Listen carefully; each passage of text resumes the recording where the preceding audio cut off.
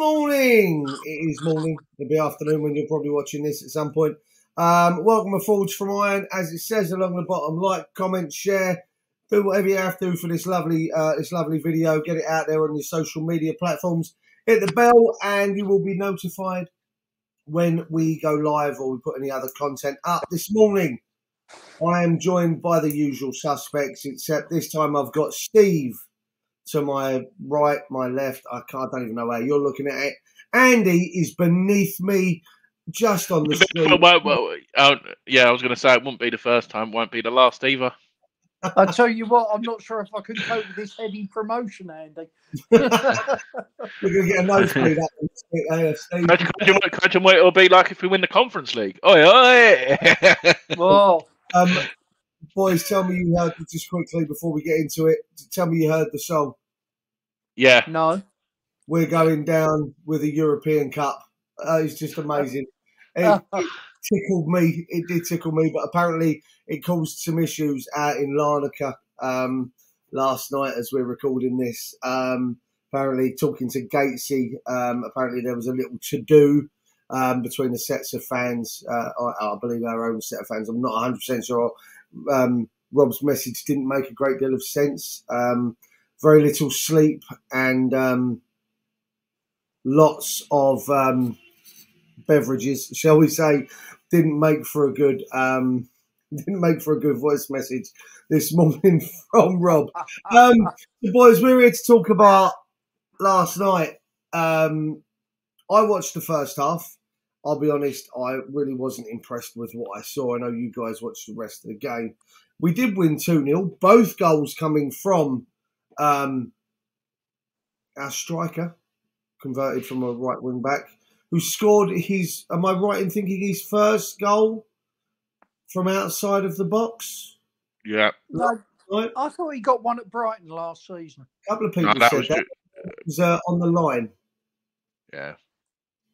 So yeah. I don't know.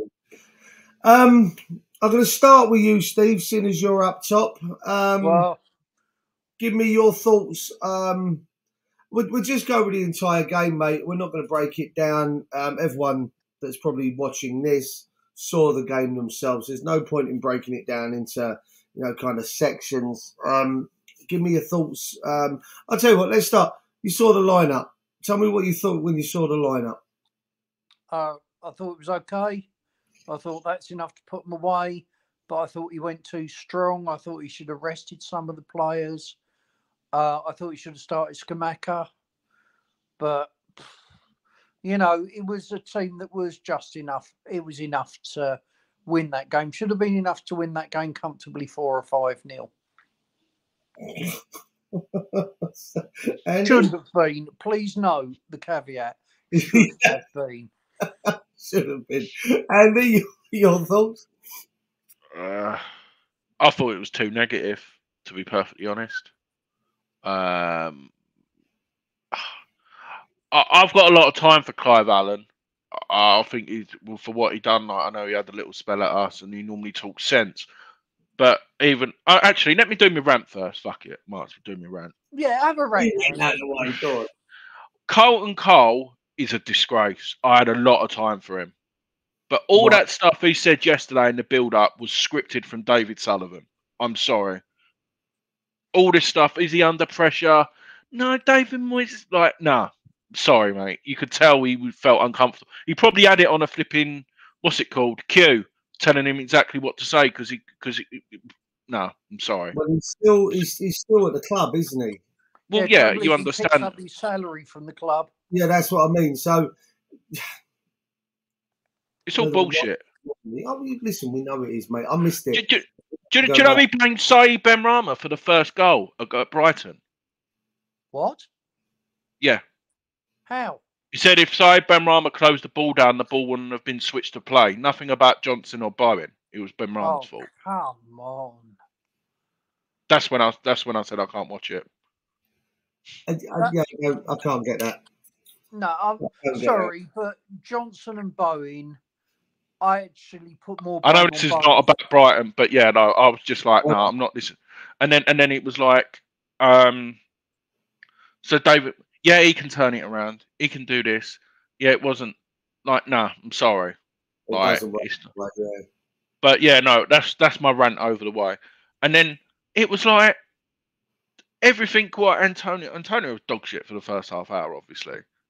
Oh yeah. But it was like, it was like, oh, Antonio's getting kicked, bless him. And then Clive Van, it must be so difficult for going from 2 degrees to 16 degrees playing in this hot weather. It must feel like a pre-season game. I'm like, are you fucking serious? You're coming up with the excuses already because we're shit. Yeah, we've only been going. We've only been going 20 minutes, and you're already bullshit.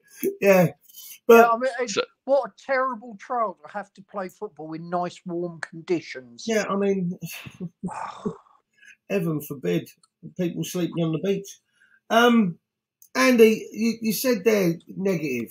You weren't convinced. I mean, for all intents and purposes, it was the same old 4-2-3-1, wasn't it? Exactly. It wasn't a 4-3 the way I looked at it. But I'm going to give one player really huge credit, and unfortunately he misses the game next week because of his card, was Flynn Downs. He had that energy. He had that energy again in the first half. He was passing the ball around. And do you know what? I actually like that three of Rice, Downs, and Lanzini. They kept the ball on the ground. At least with Souček, it's not up in the air. So that's the one thing what I will say. But the other thing was, Creswell looked fucked, didn't he? Even after 10 minutes. He looked completely, and it was like, yes, his first game since Wolves. Yeah, there's a reason why it's his first game since Wolves. Yeah, that's a reason. Did you boys, Steve? I don't know whether you saw it. I put it in the chat. Deck got absolutely mugged off by an olive farmer out on the right hand side. Yeah, they're right, our left. It was, I think it was about 15 minutes in, and he literally dumped Deck on his ass. Deck, I think Deck had lost the ball with a bad pass, and they worked the ball out to the left-hand side. Our left, their right. Deck's gone in to close him down. He nutmegged him and put Deck on his arse. And then it was a pass to the back post that I personally think should have been it first time by the line. Yeah, I mean, but I was just like, I can't. Like, honestly, we sat here on yesterday morning recording our preview before the game, and we sat here full of confidence, chaps, didn't we? We sat here feeling that if it was a positive lineup, you know, maybe a couple of kids, let's get it done and dusted. I said 4-0 at half time. We were 2-0 up, but we'd still laboured to that 2-0 at that point, boys. It wasn't like it was a stroll in the park. Steve. Well, we got to half time. Where were you at half time? Like, well, the first 30 minutes I thought was great comedy by Antonio. It's when he actually fell over in the box, and James and I sat in here watching, and we've gone, oh, got to be joking. All he's done for the first 30 minutes is pass the ball to them, fall over, and be ineffective. I mean, it was like watching Bambi on ice. I have to be honest. It was awful. I mean, there was no confidence in the side. Now we get the goal. Now, and Antonio is gifted the freedom of Athens at that moment, isn't he? He's got so much space in the box. And credit, great cross from Benny, good finish, but that seemed to settle us down. And then Antonio's second goal, again, freedom of Athens, but what a strike. I didn't know he had that in his locker, to be honest. I'm sitting here sort of mildly bemused that we played so badly, but we were 2 up. You know, we were absolute rubbish, and we were leading 2-0. And so we go in at half time, and I think, oh, well, we'll probably come out and add 1, if not 2 goals to that. No, we sat off, and I think my biggest triumph of the second half was staying awake all through it. You know, they had 14 corners, we had none. Has anybody told them who we're playing? Like that's awful. Yeah. I mean, I'll be honest. I've not seen the stats. Andy, what was the shots you said earlier? Right. So I'll read them all out for Was it everyone. 14. So we only had 53% possession, which you think is quite bad anyway. They had 15 shots. We had 9. Yeah. So we had 15 shots. They had 9. We both had 4 shots on target. Yeah. We had 1 block shot. They had 6. And the pass percentage was 85%. Theirs was 80. And we had 3 clear-cut chances. They had 2. They had 14 corners. We had none. And yeah, that's pretty much it. That's probably sums it up. I mean, I put in a chat actually. You know, you've heard of Brideshead Revisited. Well, this is Brighton Revisited. I mean, it was awful. And I tell you what, I can't. We're going to get murdered by Villa at the weekend off the back of the last 2 performances. If we play like we have done, yeah, I agree. And the board will come out and say we still back Moyes. Well, he's been back, mate. According to Jim White, he was backed yesterday morning that he'll still be in charge. There's a chance he'll be in charge next season, even if we're relegated. And that came out as part of what Jim White said. Well, it's what Sean Whetstone said. He said, and I've got a lot of time for Sean Whetstone. I know a lot of people haven't, but I have. And he said, if the crowd kick off and get in Sullivan's face, you'll see change then. Now, I'm not advocating. We should never do that. No, we shouldn't. And I am certainly not sitting here advocating a pitch invasion. I think that's unacceptable. But in a correct way, you have the right to voice your opinion from the stands. Yeah. And I don't agree with that either. That should be done out of before the game or after the game. Nothing should be done in the stadium. I don't agree with that. Like what happened with Burnley was done. I just don't agree with it. Like that's the fans standing underneath the it's not right. Director's box on that area. I mean, the thing is, inside the stadium, I mean, do things outside the stadium. You know, parents, people with young children can avoid certain areas. You know what I mean? And go other ways into the stadium. Whereas you do have young kids and listen, things get quite aggressive when you know there's a fine line between aggression and. That's like your Logan, Duke. If you took Logan on Sunday and he got trampled on or something, you wouldn't like it. Would like, I'm not saying it. Oh no, exactly. There's a difference between there's a very fine line between passion and aggression, and sometimes you get caught up in the wave of it all, and all of a sudden it oversteps that mark and something happens, and like I say, Andy says there, you know, with the Litland, it doesn't take a lot for something to happen or something to be and you don't want kids to be scared to go to a game. You know what? Exactly it. I want to be able to, take Logan. I mean, Logan thought it was hilarious when we went to Anderlecht earlier in the season, and they had flares and were throwing chairs. He was sitting there. He was taking videos on his phone. Bless him. He loved it. He thought it was hilarious. But to be caught up in the middle of it, it's obviously going to be a slightly different story. And let me be really clear. All that is unacceptable. Okay. And any violence at the game is unacceptable. And what happened at Burnley, I have to say, I was embarrassed. And, Mark Noble got stick for what he did. And you think, well, Mark Noble was angry that West Ham fans were behaving so badly. I'll let other people debate that. I am absolutely anti any kind of unrest or people feeling uncomfortable. But people voicing their opinions, that's a different thing. I don't know.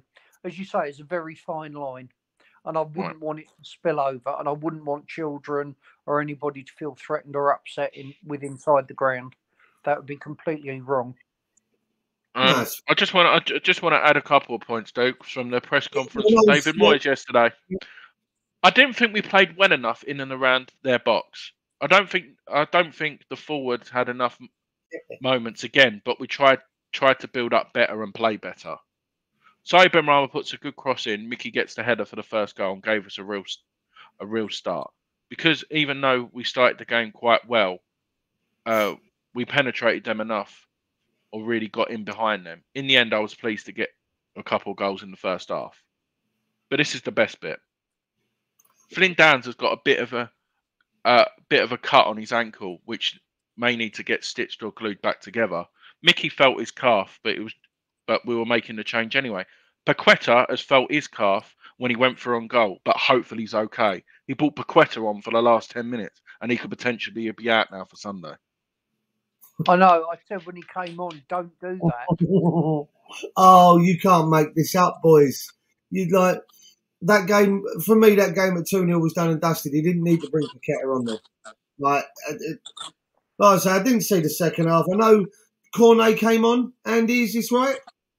Yeah, I don't want to sound like the same, but he reminded me of a Duracell battery. I've never seen anyone so happy to be on a football pitch, and he was outstanding. He was probably our best player. Right. What minute did he come on? 80th. Oh, so he had a good 10 minutes under his belt then. But mate, he set up Paqueta to clean through. That's when Paqueta got injured. He was tackling, and he was just direct with the ball, mate. Just running with the ball. Did he get Scamacca get any minutes? Who? Scamacca. Half an hour. Hey, listen, he's getting a load of stick. He's getting a load of stick as well, but he didn't have no service. We were defending. We had to park the bus in the second half. Well, I was going to say, it sounds like from the stats you read out and listening to you boys talk, like I say, I didn't see the second half. I don't know. But it sounds like it was a very, very poor second half performance. The fact that we didn't tack on any more goals, I don't know what to tell you. Yeah, so the substitution. So on the 60th minute, he brought Souček on for Rice, Bowen on for Benrahma, and Scamacca on for Antonio. Well, Benny was from what I saw, Benny was our best player in the first half. I will give someone credit. Fornals is not a right winger, but when he went out onto the left, he was a lot better. I think the left side is more natural for him. Yeah. Yeah. He's been doing it well. The whole 90 minutes for me was dire. You know, we've won 2-0. Well, everybody goes, oh, yeah, it's a win. No, that's not a good win. You know, we should be putting these guys away comfortably. The team looked not disinterested, just all over the place. And I sat there. I actually texted Gonzo before the game and I said, you know, he hasn't got back to me yet. I said, I've never, ever been so disinterested to watch a West Ham game. Last night, mate. You know, and I was right. It was awful. You know, we've won 2-0. So what? We've beaten the equivalent of a mid-championship side 2-0. Well, we should. It should have been so much more. I mean, I called them a bunch of olive farmers last night, and then was then corrected because they export citrus, pharmaceuticals, clothing, potatoes, and concrete in Cyprus. So I was put quite quickly in my place. Sorry, do you want the good news? Yeah, go on. You got West Ham right back Vladimir Coufal could be on the sideline for months after he undergoes surgery on a heel problem. Months. Yeah, as soon as they said it was what it was, that's a really nasty thing. That's the tendon coming away from the bottom of the foot, I believe. That's not good. That I'll tell you what, that comes from him playing through the pain barrier as well. So that makes that injury worse as he plays more and more on it. But to be fair, we've all, you know, okay, I haven't played sport anything like at that level, but when I was playing some sports at sort of second tier county level, you're hurt and you still go out and play. Yeah, I get that, but then there's also a point of, you know what, no, you're injured, you're not doing that. You know, as a medical staff or as a manager, you don't let those under your charge do that, especially when turns out to be quite a significant injury. But also with ligaments and stuff, I have to say, they can just go. I've had it where I've been fine 1 second, running the next second, no, nothing left. You feel something go twang, and that's it. Yeah. Andy, anything you want to add? Because I am out this weekend. I am off to C2C, Country to Country 2023 at the O2. I'm going to be getting my country on with my cowboy hat and everything else. I'm going to be leaving very soon. So you're going to be looking like Woody from Toy Story? I was very much last night, actually. Yeah, I know. I saw the pictures. Oh, well, there you go. What a great night! I was wicked. It was a wicked evening yesterday, and now I've got 3 more days of it. Honestly, I wore cowboy boots for about 14 and a half hours yesterday, and I cannot feel my feet. I am in agony with the bottoms of my feet, not as much as Super, obviously, but I'm going to be wearing. You should have ridden a horse. Well, I don't think I could have got into the O2 with one. Well, yeah, there is that problem. I don't think they would have let me. You could have got it home. Mate, I'll tell you what, I might turn this place into an old school tavern. I might have to have hitching posts outside, but then I'm not going to say what I was going to say. I'm stopping it. Behave. No more. Andy, anything you want to say? No, that's pretty much it, mate. I think that pretty sums it up. It was a performance which we got over the line, but 2-0 was a worried scoreline. Like if they get a goal early at the London Stadium next week, the tie's wide open. Like it's 2-0 is always a dodgy scoreline. And we will turn if they score first and score early. We will turn against the team, or against the team, but against the club. And then that changes the whole atmosphere in next week's game, doesn't it? You know what I mean? Well, who knows? I just want to make one thing clear, though. I mean, my comments earlier about protesting, making David Sullivan. Now we feel I am in no way saying there should be anything like there was at Burnley. There is a right way to do it. There is a right way to air your views. And if you're going to air your views, do it in the correct, respectful way. All right, I just want to really be clear on that. I think everyone kind of feels the same way, mate. To be fair, I don't think any of us are advocating. Well, I don't think most of us would advocate that kind of action. But there are going to be some idiots somewhere down the line that will just, for the sake of it. Let's wrap it up there, boys. We shall be doing the Villa preview. Yes, indeed. And that could be quite interesting, to say the least. And it's always better to do it after Moyes' press conference as well, because then I can dig him out again. Well, you can come fully loaded with that one, Andy, can't you? You enjoy that one. Yeah. I mean, we aren't doing it now, but I just cannot see us getting anything against Villa. I really can't. Keep your powder dry, Steve. I will do. Keep your powder dry. Let's not go into it now. Gentlemen, thank you very much for joining me. Cheers, it's always a pleasure. Guys, as it says at the bottom, leave your comments below on your thoughts of the game. Let us know what you thought of the video. Like I say, drop a like, comment. It wasn't a perfect result, but it's still a result. We still kept a clean sheet. Yes, it was against a bunch of olive farmers that also grow citrus, produce concrete, pharmaceuticals, clothes and potatoes. And we'll, hopefully have the return leg will be something to share when we go through next week. Gentlemen, until tomorrow, enjoy your day, guys. Enjoy your weekend, and we shall see you on the other side. Andy, would you like to lead us with the final words? We're going down with a European Cup, a European Cup, a European Cup. Come on, you Irons. Come on, you Irons. Thank you, Jesus. Cheers, guys. Spirit.